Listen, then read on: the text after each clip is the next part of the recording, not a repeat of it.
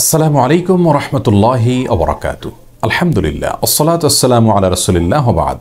সুপ্রিয় দর্শক শ্রোতা ভাই বোন, সালাম অত্যন্ত সহজে পালনযোগ্য একটি ইবাদত। সালামের অফুরন্ত সওয়াবের কথা হাদিসে বর্ণিত হয়েছে। অথচ এই ছোট্ট আমলটুকু করতে গিয়ে আমরা প্রায় নয়টি ভুল করে থাকি। সালামকে কেন্দ্র করে যে ভুলগুলো আমাদের সচরাচর হয়ে থাকে তার মধ্যে সর্বপ্রথম হলো সালাম দিতে অহংকার বোধ করা। অনেকে অহংকার বশত সালাম দিতে চান না।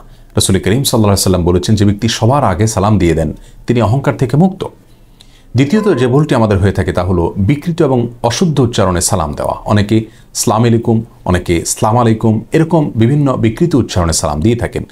জনক ইয়াহুদি আমাদের প্রিয় নবী সাল্লাল্লাহু আলাইহি ওয়াসাল্লামকে বিকৃত উচ্চারণে সালাম দিয়ে বলেছিলেন আসসালামু আলাইকুম, যার কারণে আসসালামু আলাইকুম ওয়া রাহমাতুল্লাহি ওয়া বারাকাতুহু এভাবে বিশুদ্ধ উচ্চারণ আমাদেরকে সালাম দিতে হবে। তাছাড়া আসসালাম এটি আল্লাহ তাআলার গুণবাচক নাম, আল্লাহর গুণবাচক নামটি বিশুদ্ধ উচ্চারণ করা আমাদের শেখা উচিত। তৃতীয়ত যে ভুলটি হয়ে থাকে তা হলো অনেকে সালামের জবাবে পাল্টা সালাম না দিয়ে শুধুমাত্র মাথা নেড়ে সায় দিয়ে থাকেন। কেউ আপনাকে মুখে সালাম দিলে আপনাকে মুখে পাল্টা সালামের জবাব দিতে হবে এবং তাকে শুনিয়ে জবাব দিতে হবে। এটি ওয়াজিব। সালাম দেওয়া সুন্নত হলেও সালামের জবাব দেওয়া কিন্তু ওয়াজিব এবং আবশ্যক। যদি আমরা সালামের জবাব না দিই বা শুধুমাত্র মাথা নাড়ি তাহলে এটি গুনাহের কারণ হবে। অনেক সময় অহংকার বশত এই বিষয়টি ঘটে থাকে। চতুর্থত যে ভুলটি আমাদের হয়ে থাকে তা হলো আমরা অনেকে শুধুমাত্র চেনা জানাশোনা লোকদেরকে সালাম দিয়ে থাকি। অথচ রাসূল করিম সাল্লাল্লাহু আলাইহি ওয়াসাল্লাম বুখারী বর্ণিত হাদিসে উত্তম ইসলামের ব্যাখ্যা দিতে গিয়ে বলেছেন, ওই মুসলিমের ইসলাম হলো উত্তম এবং উৎকৃষ্ট ইসলাম, যে মুসলিম পরিচিত অপরিচিত চেনা অজানা সব মানুষকে সালাম দিয়ে থাকে। অতএব আমাদের পাশ দিয়ে কেউ হেঁটে গেলে অথবা আমাদের কাছে কেউ আসলে অথবা আমরা কারোর মুখোমুখি হলে লোকটি আমাদের অপরিচিত এবং অচেনা হলেও তাকেও সালাম দিতে হবে।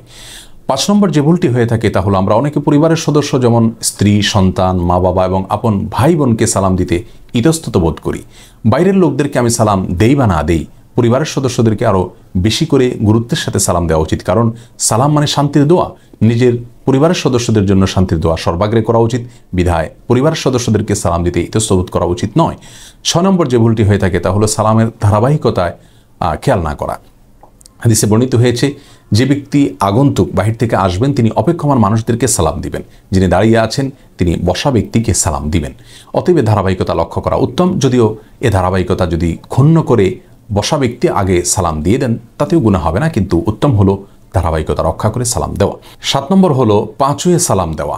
আমরা অনেকে মনে করি সালাম দিতে হলে বিশেষ করে শ্বশুরবাড়ির লোকদেরকে এবং খুব বেশি গুণীজনদেরকে, শ্রদ্ধাভাজন ব্যক্তিদেরকে সালাম দিতে হলে তাদের পায়ে হাত দিয়ে সালাম দিতে হবে।